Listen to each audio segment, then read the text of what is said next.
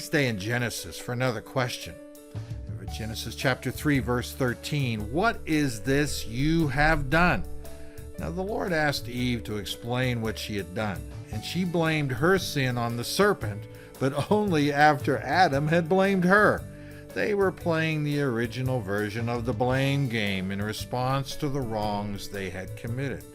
Now the problem is that you and I can't get forgiveness and move on until we admit our sins and shortcomings instead of blaming them on our circumstances or on others.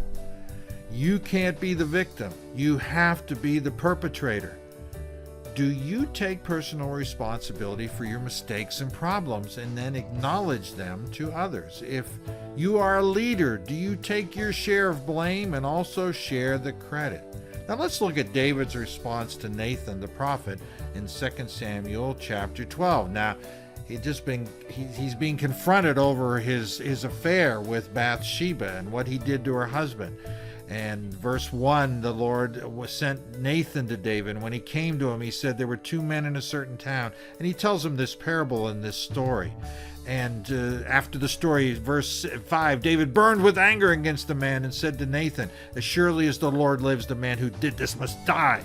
He must pay for that lamb 4 times over because he did such a thing and had no pity. Then Nathan said to David, you're the man. This is what the Lord, the great God, the God of Israel says, I anointed you king over Israel and I delivered you from the hand of Saul. And he goes on to declare the consequences for David's sin. But verse 13, then David said to Nathan, I have sinned against the Lord. Now my point is, when David was confronted with his sin, he said, I'm guilty.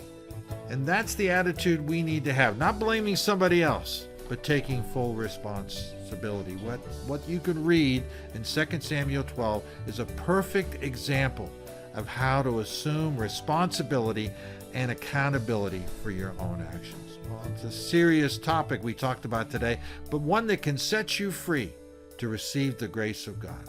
That's it for today. Come on back tomorrow, and I know we'll have an equally challenging question for you at that time.